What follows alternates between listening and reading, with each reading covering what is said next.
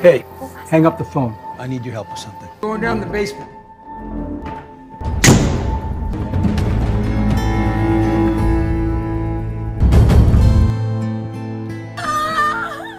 একটি বাবা নিজের মেয়েকে ২০ বছর ধরে আটকে রেখেছিল একটি বেজমেন্টে। তাকে শারীরিক আর মানসিকভাবে নির্যাতন করেছিল তারই বাবা। আর সে মেয়ে সেই বন্দি থাকা অবস্থায় জন্ম দিয়েছে সন্তান। না, এটা কোনো সিনেমার গল্প নয়, এটি একটি বাস্তব ঘটনা। আর এই কাহিনীর ভিত্তিতেই তৈরি হয়েছে গার্ল ইন দ্য বেজমেন্ট নামের সিনেমাটি। আজ আমরা জানব সেই ভয়ানক সত্যি ঘটনা, সিনেমার গল্প আর তার পেছনের দুঃসহ বাস্তবতা। ২০২১ সালে মুক্তিপ্রাপ্ত একটি American cinema girl in the basement. Sarah নামে এক কিশোরী তার ১৮তম জন্মদিনের অপেক্ষা করছিল। সে ভাবছিল এবার সে স্বাধীন হবে, নিজের মতো করে বাঁচবে।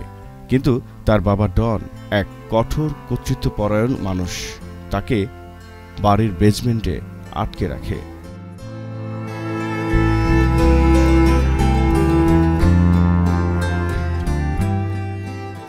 দিন যায়, মাস যায়, সারাহকে দিনের পর দিন নিপীড়ন করে তারই বাবা। সে সন্তান জন্ম দেয় বেজমেন্টের সেই অন্ধকার জগতে। বাইরের দুনিয়া জানেই না যে সে কোথায় আছে। একটা সময় তার সন্তান অসুস্থ হয়ে পড়ে, আর সেই সুযোগেই সারা সবার সামনে ফিরে আসে। একটা ভয়ঙ্কর শক্তি সামনে আসে দুনিয়ায়।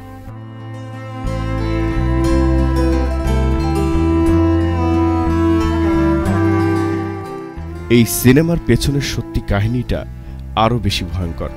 অস্ট্রিয়ার একজন লোক জোসেফ ফ্রিডজল তার মেয়েকে ২৪ বছর ধরে নিজের বাড়ির নিচে বেজমেন্টে আটকে রাখে। তাকে দিনের পর দিন নির্যাতনের শিকার হতে হয়, আর সেই মেয়ের গর্ভে জন্ম হয় ৭টি সন্তানের। এর মধ্যে ৩ জন বেজমেন্টেই বড় হয়, কখনো সূর্যের আলো দেখেনি তারা।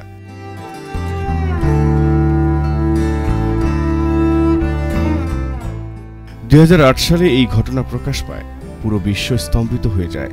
এই ঘটনা থেকেই অনুপ্রাণিত হয়ে girl in the basement movie তৈরি হয়। এই সিনেমা শুধু একটি থ্রিলার নয়, এটি একটি সতর্কবার্তা। বাড়ির ভেতরে, পরিবারের মধ্যেও কখনো কখনো লুকিয়ে থাকে ভয়ঙ্কর অমানুষ।